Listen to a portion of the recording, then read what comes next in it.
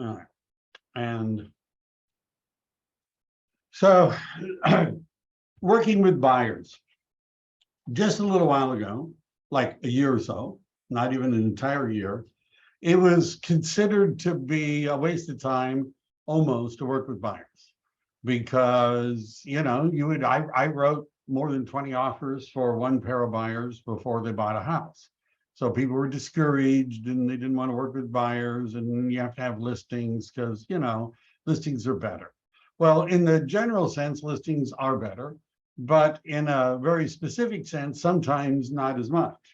And right now, if you had a motivated buyer that was financially capable and wanting to buy, can you find homes for them? The answer is yes. Can you find sellers that are willing to negotiate? Yes. Can you find, there's less multiple offers, more flexibility, you can have more contingencies, you can get credit, things are different. And one of the things, this was what when I was doing this class today for EXP, I'm an icon instructor at EXP. One of the classes I was doing, one of the controversial things that I was saying had to do with which is better when you're a new agent, right? And I know not all of you are brand new agents. Some of you are used agents, but many of you are new agents. Which is better? And is it buyers or sellers? And of course, everybody goes sellers, sellers, sellers. And that's why the typical real estate brokerage, the typical real estate team wants you to call for sale by owners, expired, circle prospecting, and go door knocking. That's what they want. This, by the way, is exactly what they were teaching real estate agents to do back in the 1980s. Don't ask how I know that. Let's just assume I do, right? Know what they were teaching in the 1980s. The world has changed, but that system has not changed. And what we were arguing about today was the National Association of Realtors says that about 4% of all listings are a result of a direct contact by the agent. That includes not just calling people on the phone or door knocking, it also includes farming. It also includes direct mail. And my experience has been that far more listings are acquired by farming and direct mail than are acquired by calling for sale by owners. Right? That's my experience. So out of 100 listings, how many of them are the result of this process? Only 1 or 2. The other issue is I just listed a house, and I'm not giddy because it's going to be tough, right? Because I know, given the price and the area and all this other kind of stuff, right now in that area, in that market, this is going to be tougher. So even if you were working for sale by owners, expired, circle prospecting, door knocking, and you got an appointment, right? That's the first step. Now you have the problem that you're a brand new agent. And when you show up at the appointment and the owner is saying, well, how long have you been in the business and how many homes have you sold in my neighborhood? And I looked on Zillow for your reviews and I don't find any reviews for you. Why don't you have any reviews? And if a whole bunch of agents are contacting the same seller, you understand the seller might go with an experienced agent, particularly one that is got local sales in that neighborhood. Buyers are different. And that's because buyers are focused on the house. There was an agent that I had hired and trained, mentored, and her first weekend that she was really at the office, she did an open house. She met buyers who wanted to buy that house. That was in June, not this year, but the previous year. It was in June. She did her first open house at the office. She met a buyer that wanted to buy the house. She wrote up the offer. She got her first commission check in July. Now, I'm not saying that's normal or common. What I'm saying is that's possible. But sometimes when the market shifts, you could have a listing that sits there for a long time. I've been in the business long enough. There was a time in this area in San Jose that I was farming. I did not want to put my rider, my for sale sign that had my name on it, on any more listings. I didn't want to. The reason I didn't want to is I already had like a dozen for sale signs up that had been sitting there for months. And I didn't need that kind of advertising. Does everybody understand? Depending upon the market, sometimes buyers are better than sellers. They're also easier for new agents to work with. one of the agents who's at a Keller Williams office that I had mentored became in 7 years the top agent in that office.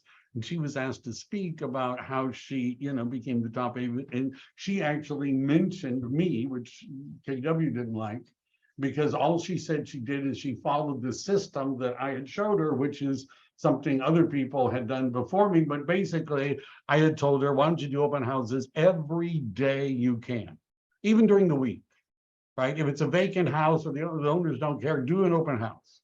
What's the worst that could happen? Nobody comes. And so now you're spending a couple hours in the house. Can you do research? Could you write a blog article? Could you call people? Could you do stuff on your computer?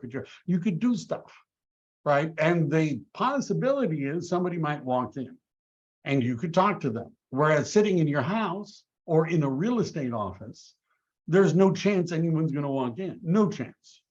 And so after a while, she had buyers. And by the way, when sellers sell, they often move away. That was another experience I have. I had a guy that would call me and he would say, you were such a great agent, I really liked you. And I'm like, you're in Grass Valley. Don't tell your friends there, tell your friends where I am, right? You understand, but the buyers, they're here. Their family, their coworkers, their sphere of influence, they're where you sold the house. And so the ability of getting repeat and referral business is much greater. And what happened to this agent at KW is that in about 5 years, all these people that she had sold houses to started to sell them. And once you get a listing, it's easier to get another listing and easier to get another listing. And pretty soon she's the #1 agent in the office. Started working with buyers, did not ever call a for sale by owner, expired, never circle prospect, right? I'm just saying. So I'm not doing this necessarily in the logical order because I don't know, I don't know. I talked about buyer representation agreements, which I'm, kind of so on. Just having somebody sign something is good. A commitment is really what we're looking for, and an understanding, which is something we're going to talk about today. And we're going to talk about the buyer consultation. What do you do when you have a live one? What do you say to them, and how do you present your services such that you can get a commitment? And then maybe next week, depending upon how much I catch up, we're going to do all the different ways in which you can find buyers, right? Just, that's sort of the idea, right? That's in case you were wondering. So this document that Monica is probably pasting, I'm going to talk a little bit about this. And of all of these reports, this is just, you're going to see some market stats that I use. That link there is the one where I get most of my stuff from. But this is sort of the process of working with a buyer from the agent's perspective. And one of the most important things is you need to get them pre-approved. And that's why I like working with Jody, and you need to have a good lender. And by the way, if you're a new agent, there's a really good chance that you're a good lender knows more about what's going on than you do. Some of you that have heard Jody speak might think, gee, I wish I could explain it as well as she does. It may be a while. I don't explain loans as good as she does, right? Because that's her thing. Right? That's what she's good at. And having a good loan agent partner that can explain this is a necessary part of being successful working with buyers. Because if your buyers start doing crazy stuff and changing lenders, and somebody tells them, oh, you can afford it, but they really can't, you want to make sure that before you start showing houses, the buyer is not an unemployed, bankrupt, and convicted arsonist, right? You want to make sure of that before you start showing property. Now, when I'm talking to a buyer about why getting pre-approval, and they're like, oh, don't worry about it. We know we can buy a house. We know what we can afford. I'm like, look, getting pre-approved from the right lender is going to save you tens of thousands of dollars when you buy the house. How is that true? And the answer is and when I'm a listing agent and I'm looking at offers on a house, one of the things that I look at is, what did the pre-approval letter say? I mean, first, they better have one. And second, what did it say? And was it from a real lender? And I tell the story, I get 3 offers on this listing. One of them, the buyer was pre-approved by an online lender. There was actually a cartoon character at the bottom of the pre-approval letter, right? You could see that it had been printed from the internet. A second offer, the agent that was representing the buyer was the loan agent. And I'm telling you, if I'm a listing agent, that's the last one we want to accept. And I told the owner, this is the last one we want to accept, because the chance that they're lying in order to get you to take the contract is much, much higher. And if they can't do the loan, they'll kill the deal. You know, I tell the story about a buyer who went to his lender, and the lender said, you have to have 20% down. That means you have to sell your 401k. And he didn't want to do it. He talked to a mortgage broker. The mortgage broker said, I can get you a 90%, but you're going to have $15,000 in fees. I sent them to Jody.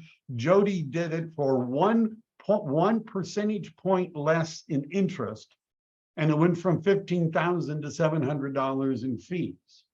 And part of their 10%, half of it was a gift. I sold them a house, right? Whereas if I had stuck with a particular, if I had said, well, your lenders will have to go, they would never have bought a house, right? So you need somebody that can handle a buyer and make sure that they really can be pre-approved, right? Also that everything is verified. I'm just saying. Now, I have a class on how to show property. I don't want to spend a lot of time with that, but where do we meet buyer, right? We're going to get to the buyer consultation. I've updated the one I do for my group. It's in my document library. For those of you that are not in my group, I don't know, you know, maybe you should join my group, but you'll get to see what it looks like. I think I have a PDF version I might share at the end, but if you want something that you can just modify, I do a lot of stuff for free. I don't do that, right? The people that are in my group, or they're on my team, are going to have a copy that they can use, but, you know, modify and customize. If there's a chat that, what's Jody's information? Good question. Reach out to Jody. Jody works everywhere in California, right? Monica, if there's a chat that I need to answer, let me know. Otherwise, Thank you. I'm assuming all the money you to do this, you're going to I copy and pasted Jody's information is in the chat, but I'm going to do it again for the people that join later. All right. All right. So I don't know. All right, whatever. So one of the other things you're going to find is, even before COVID,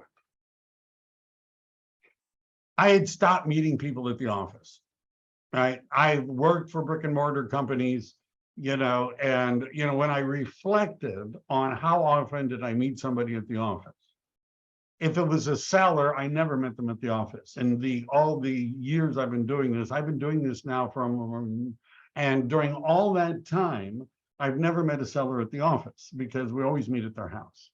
When I would meet buyers at the office, I realized, when I reflected on it, that I was doing that not because it was convenient for them, but because it was convenient for me. And I learned years ago that if I wanted to get a buyer to agree to meet me, meeting them, and this is what I would say to people, I would say, this is a personal question. This is like a religious, you know, what is your religion kind of a question. Are you Starbucks, Pete's, Phil's? Are you, you know, some fringe group, you know? And people would laugh and they'd say, you know, Pete's or Starbucks or whatever. And so meeting them at the coffee shop that they're used to going to, that was a lot easier to get people to agree to. And sometimes I would do it on Zoom, and sometimes I would do it on the phone. Now, what I would do, and if you watch all my videos, you'll see I have some spreadsheets that I would use working with buyers, but I would create a folder, a Google Drive folder that I would share with them that I could put stuff in. what kind of stuff would you put there? Well, first of all, we would put in the stuff that I'm going to go over today. But what other stuff could we put there? Well, how about this? Does Jody, do loan agents have stuff about what do you need to do to be approved for a loan and all that kind of loan kind of stuff? And the answer is, yeah, they got a lot of stuff. How about title companies? Do you think the title companies have stuff about escrow and title and things like that that are relevant to buyers? They have stuff. So you could collect some of the stuff and put it into a folder. Back in the old days, I mean, the really old days, we used to print the stuff out and stick it in a binder and bring it to people. But you see, what I learned was that not everybody has the personality where they want to read all that stuff, right? There are some people, like some engineers, right, that read everything, right? They read the stuff and they take notes and they write up a bunch of questions. A lot of people don't want to even read the stuff, but we have to have the stuff. Those of you that have heard me do the DISC profile, I was doing that today in the class called Cold Calling is for Amateurs, the DISC profile. There's the high D, the high I, the high C, and the high S. And a question that I always like to ask, if you're going on a presentation, which of those 4 styles should you be prepared for? Is it the high D, the results-oriented, don't really care about face-to-face? Is it the high I, the more outgoing and sociable type? Is it the S, who is the, why change if everything is going fine? They like face-to-face, but they're not as outgoing as an I, or the C, which is the analytical style. Which of the 4 styles do you have to prepare for? Should you prepare for? And the answer is the C, the high C. That's the data style. That's the I want to know style. You see, if I collect the stuff, the high D isn't going to look at it, right? A graph to the high D, all they want to know is going up good or bad, right? If the arrow is up, is that good? Okay, great. It looks good. Fine. Oh, no, it's going down. That looks bad. Like, that's all they care about, right? But unless you know, and one of the things you want to figure out is what styles your clients have. And a lot of times, if they're a couple, they have 2 different styles. And you just have to be protected. You can't fake the market knowledge with the C. You're not going to be able to fake that. But the others, they may not care, but you won't know till you get there. And so you can collect that kind of stuff and you can put it in the folder and you can share the folder in advance. What is one thing that real estate agents usually do not give to their clients that they're supposed to give to their clients that could be put into this folder? This is an audience participation question. What is the one thing that real estate agents are supposed to share with buyers that they rarely share directly with buyers? Anybody know? I can see everybody was blurting it out at once and it overwhelmed my speaker system and it shut down. So those of you that have had a transaction, or at least do we have the buyer sign a receipt for a bunch of pamphlets? Do we have the buyer sign a receipt that says that they've been given copy of a environmental hazards report, the lead-based paint report, the earthquake report, and all these other reports? The answer is yes. Right? We haven't signed a receipt. How many of you remember giving a buyer those documents? I don't know, right? So what happens is in the NHD report, there's a link to them, and we can tell people, well, it's at the end of the NHD report that you can, find it and you can click on the link and then you could read them. But those documents, by the way, are available through the California Association of Realtors. It's called EPUBs. You could put them into the folder. Just saying. And then you actually have them. Paperwork, that sort of thing. I'm not going to spend a lot of time on this. This is more of a document that I've put together, but let's talk about how to conduct the buyer presentation. Isn't that why we're here? And I'm going to start changing it. I called it, it should be called a consultation. We really want this to be more of a conversation than a presentation.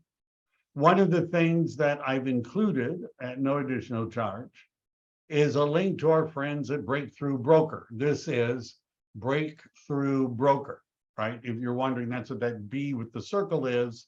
And these are just some questions that if you don't know what to ask about the property, why not? So when you're meeting them, what I have found is I like to say, if they're saying, well, because sometimes if you say to people, I want to set up a time so I can make a presentation to you, they're like, yeah, I don't know, we're kind of busy. We just want to go look at houses. Right. I understand you want to look at houses. That's great. Why don't we do this before we actually go look at houses? Why don't we have a quick, short pre-showing briefing? That's the phrase I use, a pre-showing briefing, where we're going to go over the properties and the game plan for the day. We can meet at the Starbucks. And if it's not one where I'm meeting them like at lunchtime or like that, but before we go and show property, I would find a Starbucks near the first house. Right? And if they don't like Starbucks, they only want pizza, whatever. And I'd say it's only going to take 10 or 15 minutes. That's it. It won't take very long. Now, building rapport, this is the old school. I should make this bigger. The 4 steps in any salesy process are: you build rapport, you qualify, which means that you find out what problems or obstacles that might exist. You show them how you could help them, and then you close for a commitment. So some of the questions that you might want to ask, and if you have trouble remembering them, you could, some of these are on that form and some of them aren't. I didn't, spend a lot of time merging them, but you want them to describe the house that they're interested in. And you're going to kind of sort of take notes. And you're going to pretend that you care about their answers. Now, you might be thinking, well, of course I'm going to pretend. I'm going to care about their answers. One of the things you need to understand with buyers is what they describe at the beginning of the process is not necessarily what they're going to buy. Because there's an old Sun Tzu comment from The Art of War that no battle plan survives first contact with the enemy. Right? I'm not saying the buyers are enemies, but there's an old saying that buyers are liars. Right? Sellers, by the way, are yellers. Sellers are yellers, buyers are liars. And why would we say that buyers are liars? And the answer is because the buyer is going to say, I want a 4-bedroom, and it can't cost more than this, and it has to be in this area, and it's got to be close to the school, and all you do is show them properties that fit their criteria, and then they end up buying something completely different from what they told you. If this has not happened to you, you haven't been in business long enough. It certainly happened to me. So I learned when somebody says something like, I want a 4-bedroom, right? 4-bedroom. What we're separating is the difference between a want and a need. And I would write down, okay, great, got that 4-bedroom. Yeah. So just to make sure, and by the way, usually what I would do is I'd go through all the questions, I'd take notes. Those of you that are in my program know that in the document library, I have various buyer lead sheets like the one from Breakthrough Broker. Once I'd finished, I would go back to the question and say, okay, let's just summarize. Now, you said that you want a 4-bedroom. Let me ask you this. Supposing I found a perfect house otherwise. It's the right price, it's in the right neighborhood, it's got everything else you're looking for, but it's only got 3 bedrooms. Are you saying you don't even want to see it? Is that what you're saying? Under no circumstances would you look at it. Now, a lot of times, most of the time, they'll say, "Oh, no, no, no. Well, if it's a 3-bedroom, then and it's got everything else, we could make that work. Yeah, we could." All right. Said that you need 2 full baths. Does everybody see where I'm going with this? Supposing the house was otherwise perfect, but it had 1.5.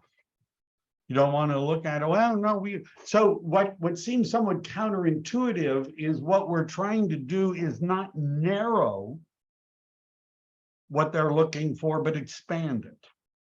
I want to be within 15 minutes of work. I get you. I understand that traffic is crazy out there. So what you're saying is that if I found the perfect house and everything was great, but it required, a 20, 30-minute drive, it's completely out. You don't even want me to show it to you. Is that what you're saying? And you understand, by the way, buyers, one of the things we can do with our MLS that's harder for them to do is radius searches. So if somebody tells me where they work, is it possible for me to find properties that are within a certain radius of where they work? Yeah, we can do that. A lot easier than Zillow can do that. Does everybody get it? We want to find out what we're looking for, but we should be open to the possibility they're going to buy something that doesn't sound like it. And we want to expand that as much as possible. All right. You could practice saying this. You could send a PDF in advance. What I do when I'm out and about meeting with clients, this is a Chromebook, right? You don't want to know how many computers are in my office. This is a Chromebook, and it weighs very little. It's a combination tablet, and it's got the keyboard. And the reason I do this is because even at a Starbucks, it's possible for me to show somebody what's on the screen while I'm talking to them. It doesn't take very much. I mean, it doesn't weigh very much. They're not that expensive. My phone is set up as a hotspot, although Starbucks has Wi-Fi, right? But I also have, although I rarely use it, I also have what I can offer, which I sometimes take, and this is a portable exterior monitor. Right? It's a portable exterior monitor. People oftentimes are saying, "Give me the brand, whatever." Google search them, right? But I almost never use the portable monitor, but it would allow me to set it up so they could see it while I'm looking at my screen. I usually just use the Chromebook because that's something that's easy to move around and show them.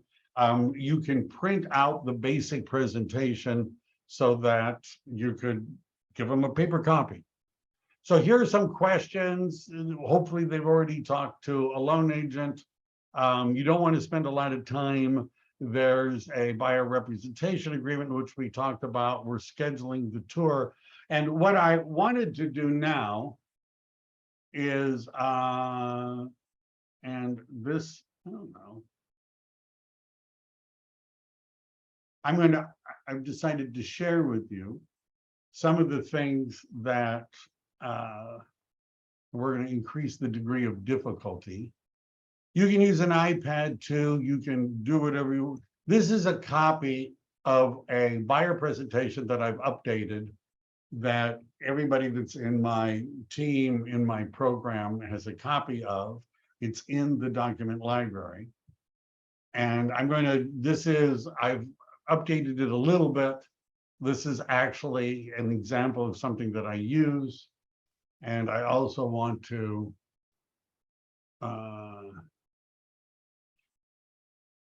for those of you that are in my group, this is one of the advantages of being on a team or having somebody helping you, is I have a library full of all sorts of fun stuff, which I have to constantly go through to try and update. And let's just see, where is it? Home buying. Here. So there's this folder that you're going to find in my document library. And let me just go through what's in it. One of them is this could be edited in either Google Slides or downloaded as in PowerPoint. And you notice you would put your picture here, your EXP logo there, your name and contact information here. And what this is, it's a home buyer's guide. And I subscribe to a service called Keeping Current Matters. And this one has been updated for fall. And here's, should you buy a home in fall? This is about rents are going up. There's a bunch of stuff, right? And for Monica and other agents that work with me's benefit, in addition to that version, there's a Spanish version. Again, you need, I've seen agents just give this to people without bothering to put in their photo, their logo, or their contact information. And I don't always understand. I don't understand, right? Michael, I have used this presentation, and buyers get so impressed by it. So impressed. It's like you got them. It's amazing the difference that this presentation makes. And I assume that you put your picture and your name and your phone number and everything on. I do. You see, we want them to make a commitment to work with us exclusively. Isn't that right? That becomes a whole lot easier if we actually have a presentation. And also in this is a first-time home buyer's guide. Again, picture, logo, your information, but you can see there's other stuff. Now, I don't print things out anymore because, I got a laser printer, but I hardly ever use it for stuff like this. Many people would rather have a digital copy, right? But these are all kinds of things that you can put in your, you can put it in your folder that you can share with them. By the way, having a Google Drive folder, one of the subfolders are going to be properties. So when I'm working with a buyer, I create a folder, and in that folder, I have the properties that they're showing. And before I show them a house, I run a market analysis on the property. I find out if there's any disclosures on the property, right? I do the market analysis and RPR. I save it in the folder or the link. There's a spreadsheet I use that has links to all these. If there are disclosures, they're all there. I do this before I show the house. And I do it for a couple of reasons. Number one, if you don't do a CMA before you show the house, I've had this happen to me where I'm showing the house and the buyer says, so what are the homes like this? What have they been selling for? Mm-hmm. And I was not prepared. I was not prepared. All I had done is run the active listings to show them. I was assuming that if they found one they liked, then I would do that. But I didn't do it in advance. And then it looks like you don't know anything because you don't know anything, right? So it would be much better that you actually knew what was going on around the property before, and you could share it. If there are disclosures, share it. Agents are always saying, shall I give them a copy of the disclosures before I show them property? Yes. Give it to them before you show them the property. Because if there's something there that they don't like, that's a deal killer, why not share it first? Well, why not? All right, why not? That's, it wouldn't hurt, would it? All right, so that's that one. That's that one. Yeah. All right. So, yes, you should. If you're don't want to use the Michael Devlin group, right? Because this could say Monica's home buying program, right? And then you put in your information, your company logo, your picture. What I do is I put in a couple of slides. This comes from the California Association of Realtors interactive map. Almost all counties are here, but not all cities. I actually have a listing that's in a city that the California Association of Realtors does not do anything for it because, well, it's really small, right? Really small. So they got nothing, right? And therefore, I can only talk about counties. But let's say you're in LA. They have stuff for LA, right? In San Jose, they got stuff for San Jose, but I would put it in the county. If I knew where if it was more specific to a city, I'd just put in the city. And the two documents that I throw in are the county report and the buyer's guide. What's important about this? Look at, this is September, right? It won't be till the 15th of a month that they have October.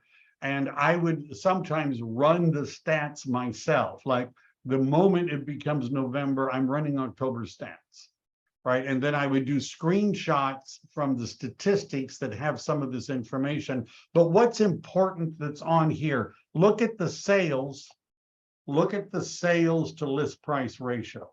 In Santa Clara County in September, the average seller got 100% of what they were asking for when the property sold. However, almost 40% of the listings had reduced prices. Side tip. One of the things you can do with KV Core, and if you're saying, what's that? It means you're not with EXP, is you can create a landing page, it's called the squeeze page, that connects together that allows people to look at all of the properties in your MLS that have had price decreases. Do you think buyers are interested in that? I want to see all the ones that had a price decrease. What was the median days on market for September? 16 days. Now, most of what I am seeing looks like a seller's market. Sales are down 26%. Prices are up 4.3%. Santa Clara County. What, 16 days? That's hardly anything. But look at some of the things that I'd be showing to the buyer. The number of properties available for you to look at is up almost 36%. And almost 40% of the people have had a price reduction. Then this sort of shows what, interest rates. Does everybody know interest rates went down recently? I'm sure you knew that. Does everyone know that Fannie Mae and Freddie Mac have changed the way in which they calculate credit score that allows people to have a higher credit score than they did just a month ago? But of course, all of you knew that, right? Now, I know Jody knows this because that's her job, right? But I'm just saying you might want to keep up on it. And if you can't keep up on this, have a good loan agent. So let me just say, what would I do? I wasn't really doing this. All right, so he did that. Is now a good time to buy a home, or should did I say, should you wait or should I wait? I don't know. Or should you wait? All right, how about that? Should you wait? So a fair question. Based on data, this is the sides. Now is a good time to buy a house, and first-time buyers agreed. Fannie Mae did a survey. Does this link work? Yes, it does. If you want me, I'll share a PDF of this. If you want one that you can modify easily and put your name and picture and phone number on it, you're going to have to join my team. The housing market may favor fall home buyers. Mortgage rates likely crested around Labor Day. They've gone up, they've gone down. I don't know about that. Fewer offers per home give buyers more controls. Home sellers are cutting prices. Plus, many first-time buyers have a higher credit score. Changes in the credit score have added 22 points. Isn't there going to be a crash? I hear it's going to be a crash. Well, there are three graphs. One, supply is nothing like the last time. Now, you could run in your own MLS for your own city or county what this looked like. These numbers, these are not hard to do, but you can see that back in 2007 and 8 and 9 and 10, I was active as much as possible. Back in those days, when the market crashed, you could see the number of homes for sale were significantly higher. The supply of homes were higher. Now, is it true that the supply is going up? The answer is yes, but we've been at a tremendously short inventory series for years. We haven't had enough inventory. So yeah, they're going up, but look where they were in 2021 and in 2020. I mean, it needs to go up, right? But it's not like it was back when it crashed. Lending standards. I was part of the problem. I was writing offers 100% financing, stated income. They didn't verify that the people were making any money at their job. They didn't look at tax returns. They lent 100%. What could possibly go wrong making loans like that? Well, that's where the bubble was. That was the type of loans they were making then. Lenders do not make those loans anymore, right? They just don't. I mean, don't send me an email that says, I know of a lender that does stated income loans. The percentage of those are very, very small, and it's not Golden One Credit Union, Bank of America, Wells Fargo. It's not them that are doing it, right? Foreclosures. Isn't there a wave of foreclosures? Now, one of the advantages that EXP has, if you're an experienced agent, is EXP has already made contracts with all the major asset managers in the United States. But just so you know, the asset managers do not want REO. That means bank-owned business. They don't give it to new agents, right? You understand? They want to make sure that you have to be certified, but they also want to make sure you have some experience and you've sold homes and you have Zillow reviews and things like that. Look at the foreclosures now, and yeah, maybe they're going up a little, but look at there's a big difference. A big difference. Now, sure, you can find people that say there's going to be a crash, but I'm just saying, well, there's going to be a recession. Everything, the sky's going to fall, right? You'll be, watching the old, Road Warrior movies, to see what life is going to be like. Well, when there's been recessions, mortgage rates drop. And you've heard us use this phrase, well, if you marry the house, but you date the interest rate.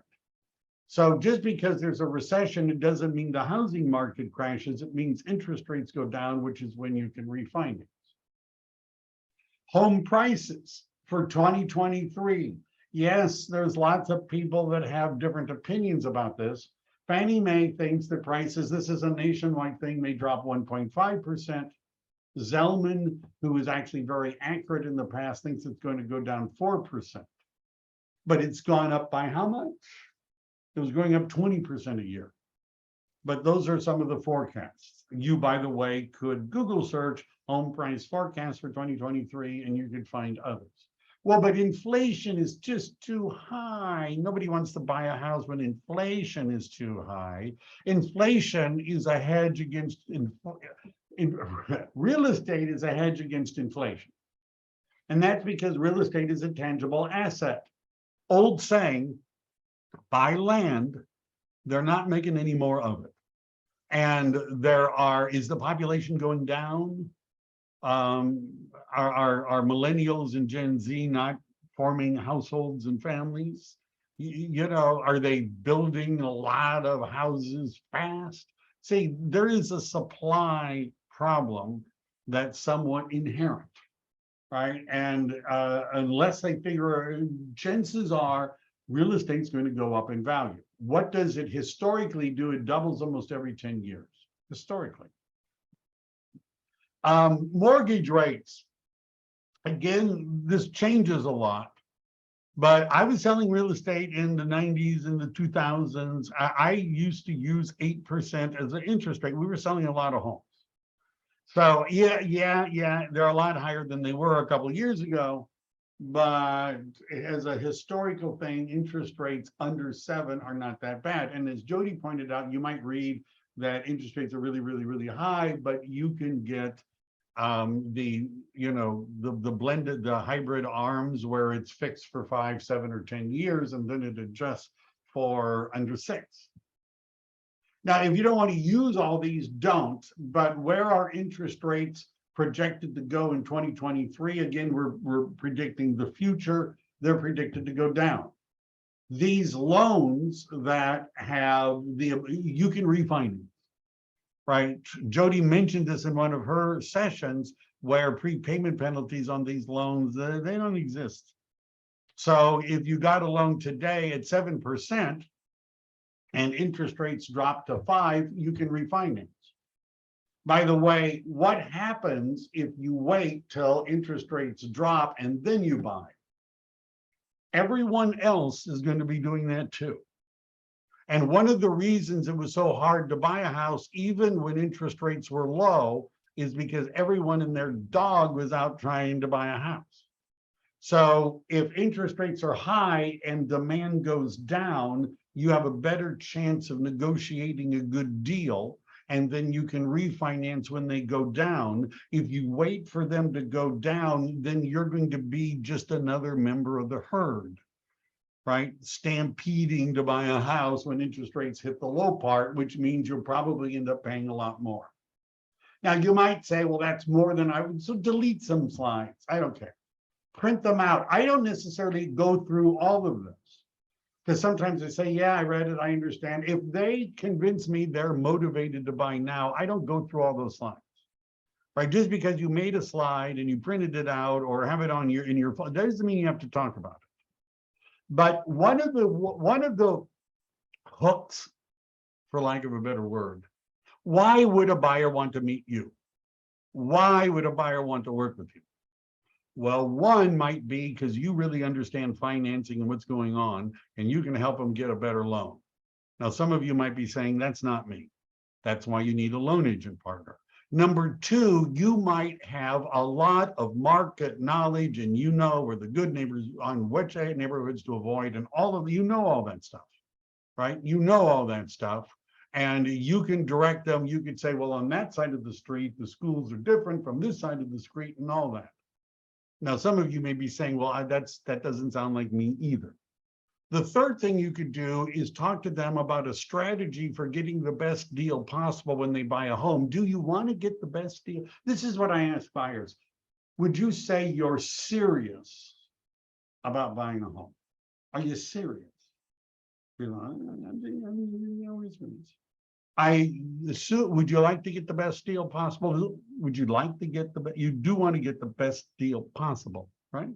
Yes, of course we do. Of course we want to. All right, let's talk about a strategy for getting the best deal possible. Number one, get yourself pre-approved. Number two, you need to have the right agent. Are we still in a competitive market? Now, you could delete in a competitive market if your area is not a competitive market.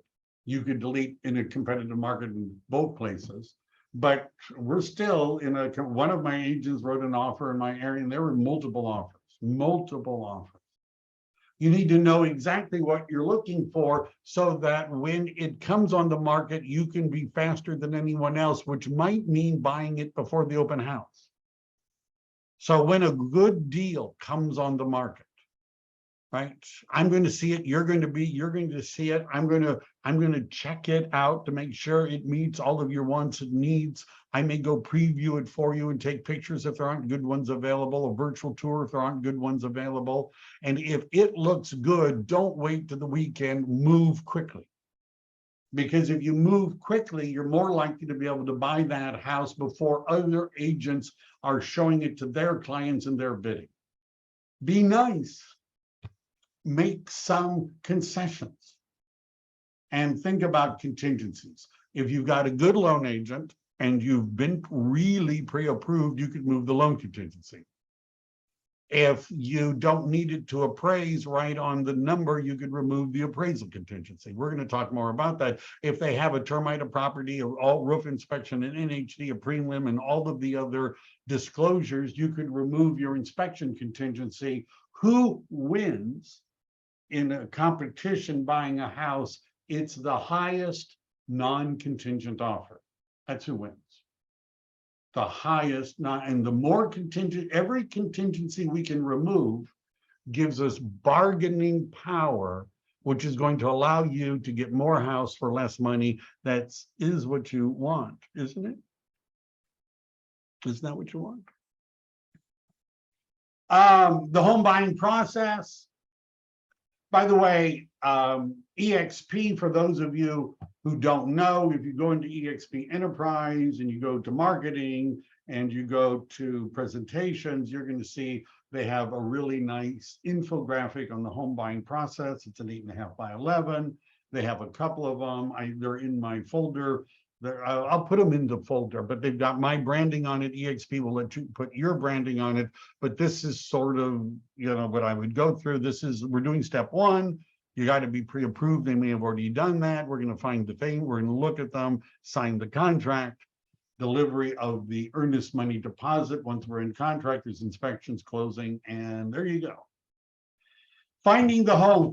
According to surveys done by the National Association of Realtors, 52% of buyers found the home on the internet themselves.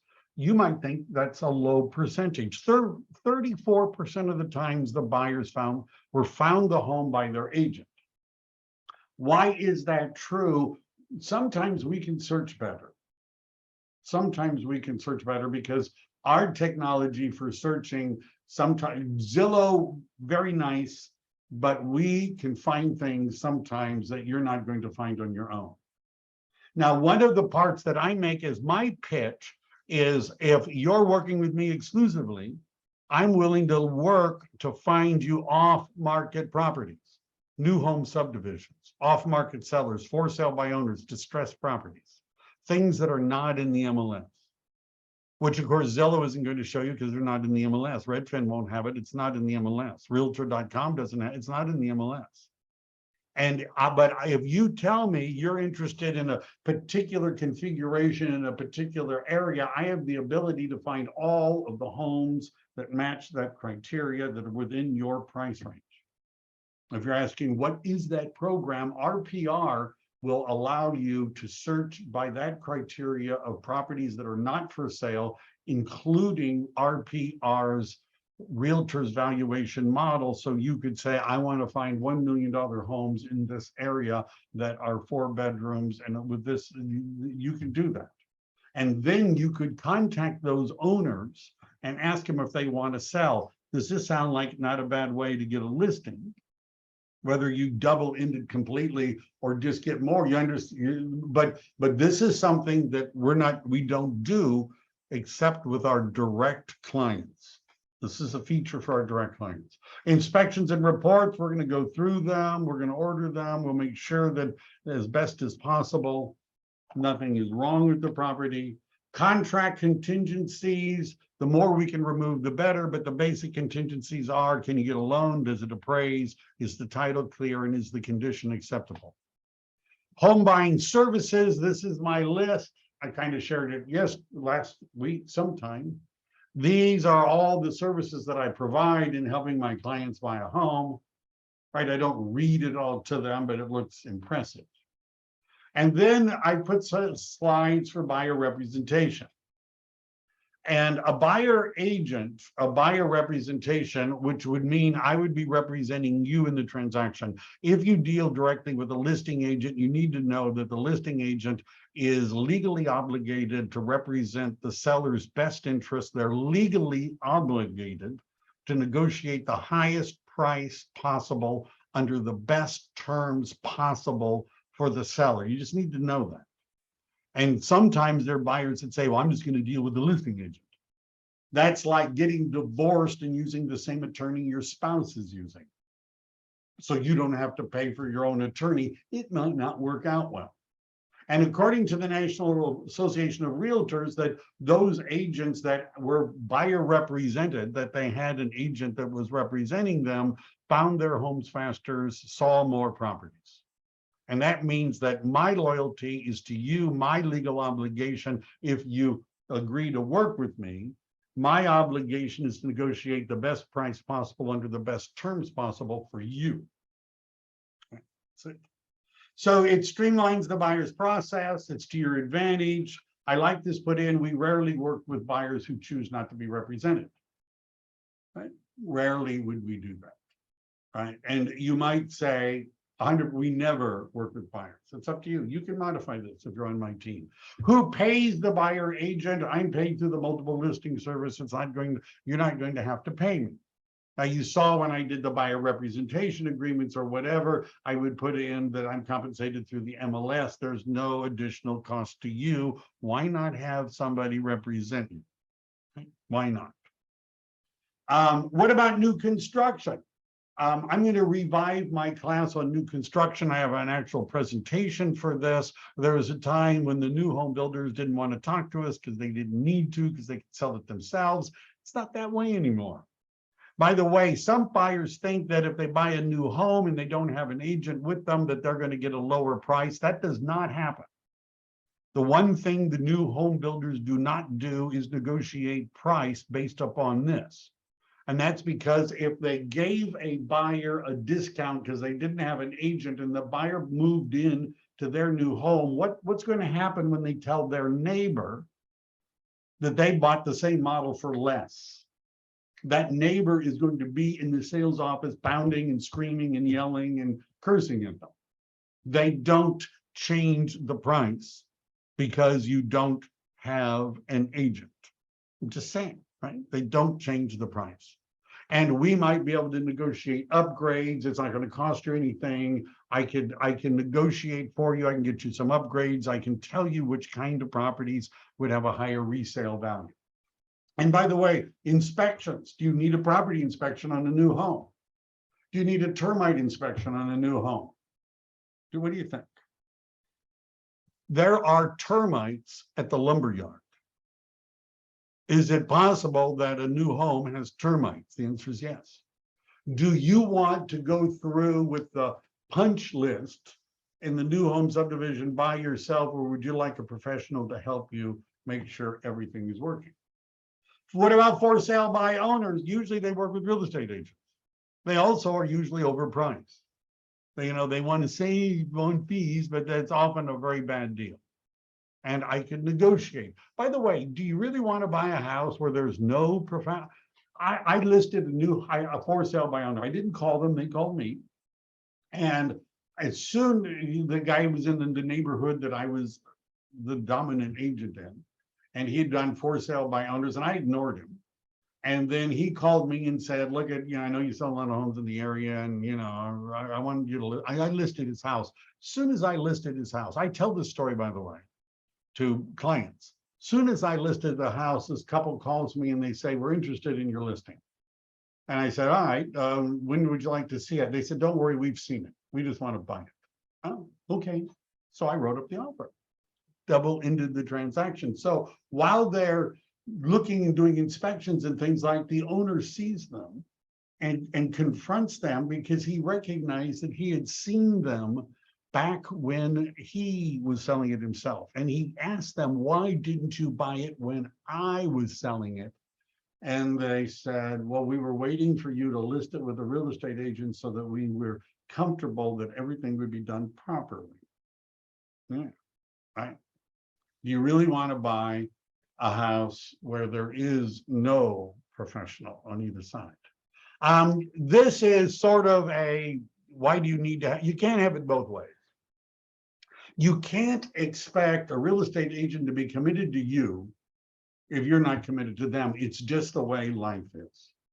If there's no commitment from you, there's not going to be any commitment from them. And so what we're asking is, how are you going to get the best service and the best deal possible? Is it having 4 or 5 agents that are uncommitted maybe? Or would it be better for you to have one agent who knows and understands what you're looking for and is committed to helping you find it? You see, I'm not going to go digging for off-market properties if I think that you're talking to other agents. I'm just not going to do it. Because while I'm out digging for you, you might be looking at a house with another agent. So for the way for this to work is I'm going to make a commitment to you. And I only work with a handful of buyers. This, by the way, is true. You can't, I've had more than 15 listings at a time, but you can't have 5 committed buyers at a time. It'll kill you. There isn't enough time on the weekend to show them homes. So therefore, when you have quantity, you'll have more quality, because you're going to say to people, look, I only have like 1 open slot, right? Where I could provide the level of service that I provide. I'm sure you can find agents that will show you homes because they're not doing any of these things that I'm doing. They're not putting in any time. But if you want to get the best deal possible, you do want to get the best deal possible. The people who get the best deal possible are those that have an agent who knows and understands what they're looking for and is committed to helping them get it. And I'm willing to make that commitment to you, but you have to make a commitment to me. Does that sound fair? And one of the things I learned from another guy was about the negative. And so what I learned to say is, can you see any reason why that wouldn't work? It is easier to get people to say no than yes. Just say, is there any reason why that wouldn't work for you? And people go, oh, no, I can't see any reason why that went. Oh, great. All right, well, that's great. And then you would change your picture and things like that. That is an example of a buyer consultation. Now, at the end of this, do you think I have a shot at getting somebody to agree to work with me exclusively? I think so. Definitely. Right. If I sent them a electronic signature form, but because I talked to them for 5 minutes on a phone prior to showing them the house, asking them to sign the buyer representation agreement, you understand my chance of success has plummeted. It's a lot less. One other thing, it's a script. And those of you that are in my group, I have a document called How to Launch Your Real Estate Career. And in it, I have this script, but one of the most important scripts you need has to do with finding the home, right? It has to do with finding the home. And people are going to use Zillow, Redfin, Realtor.com. You can try and talk them out of it. Good luck. So what I say, one of the scripts that you definitely have to go over when you're talking about finding a home is Zillow's got a great app, right? My system can be more refined than Zillow's, but then, you know, they've got a great app and you're probably going to use it. What you need to know is this. If you see a house on Zillow that looks wonderful, they're going to have a picture of a real estate agent next to the house with that agent's contact information. And there's going to be a button that says, make an appointment, get more information. And I know you're going to be tempted to click on that button and talk to that agent. Because first you might think that that's the listing agent. It's not the listing agent. You might think that this is an agent that's been somehow specially trained or informed on that particular property. That's not it either. Who is that agent next to the listing? It's an agent who has paid Zillow money for the advertising placement. They know nothing more about the property than I do. And they're not going to be doing all this stuff. So what I want you to do is that when you see a house on Zillow, let's say it's not in what I sent you, or you're just really excited about it. If you see a house on Zillow and you really want it, do a screenshot, text it to me, and I'll take it from there. I'll get all the disclosures. I'll run a market analysis. I'll talk to the listing agent. I'll find out the showing. I'm going to do all that. But you need to take a screenshot and text it to me. Will you do that? Will you do that? For me, will you do that? If you don't say those words, don't complain when they say, oh, great, guess what? You need to look at homes this weekend. We just bought one yesterday. Isn't that fantastic? We saw it on Zillow and we talked to the agent and the agent wrote up the offer and it was accepted. Isn't that wonderful? Isn't that great? See, I have agents who complain about that happening, but they never had the conversation. They never talked about it to the buyer. All right, I went long. Who would have thought that? Those of you that are in my group are going to find copies of the presentation, copies of all those other things that you're going to be able to modify, right? And Mike, there's a very question here. It's like, how do we join Mike's group? How do we get this guide? And can we use the content in social media? Yes, you can use it on social media. How do you join my group? First of all, you talk to me. And the easiest way of doing that, in my emails that I sent you, I usually have a link that says make an appointment. I've pasted in my appointment link. Click on it, make an appointment. If you want an editable version, you're going to have to be part of the Michael Devlin group or part of my sales organization. Sorry, but I'm a giver but I have limits. Right? And you've got a PDF of it, you can make your own, couldn't you? Or you could have somebody that helps you with your business. Right? Help me to help you. All right. Any other questions? Was that fun? Next time, maybe all the different ways of finding buyers. Right? I'm sort of doing this in reverse, but why not? All right. Very good. Thank you, everybody. Thank you, Michael. You